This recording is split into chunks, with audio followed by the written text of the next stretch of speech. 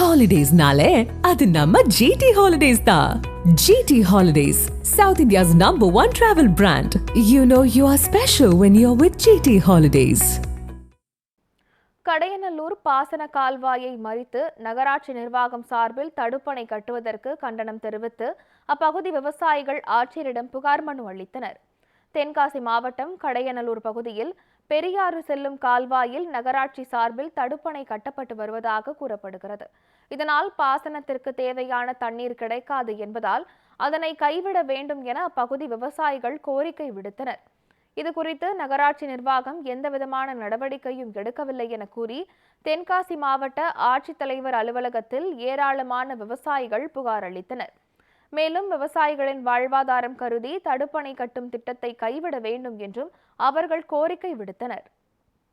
கடையநல்லூர் பெரியாற்றிலிருந்து வரக்கூடிய நீர் வழித்தடமான சீவலங் கால்வாய்ங்கிற இடத்துல கடையநல்லூர் நகராட்சி என்ன செய்யுதுன்னா, அது குறுக்கால மறிச்சு, அதாவது கழிவு நீர் திட்டம்னு சொல்லி ஒரு பொய்யான ஒரு திட்டத்தை அறிவித்து அதை செயல்படுத்தி எங்களுக்கு வரக்கூடிய நீர் ஆதாரத்தை வேறு ஒரு ஊர்களுக்கு, அதாவது ஒரு 8 கிலோமீட்டர் கழித்து கொண்டு வரக்கூடிய அந்த திட்டத்தை நிறைவேற்றும் வகையில் அந்த வேலைகள் நடந்து வண்ண இருக்கிறது.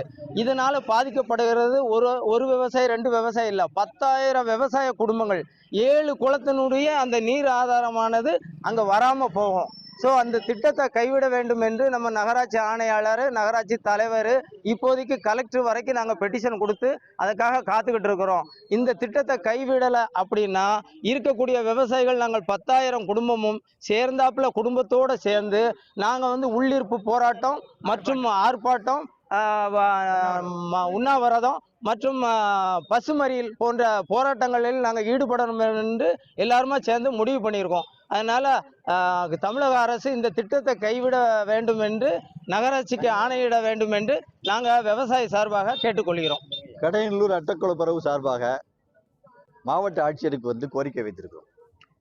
எங்களுக்கு வரக்கூடிய நீர் வடத்தளத்தை நகராட்சி நிர்வாகம் இடைமறித்து அதில் கழிவுநீர் தொட்டி ஒன்று அமைத்து அதை செயல்படுத்தி கொண்டிருக்காங்க.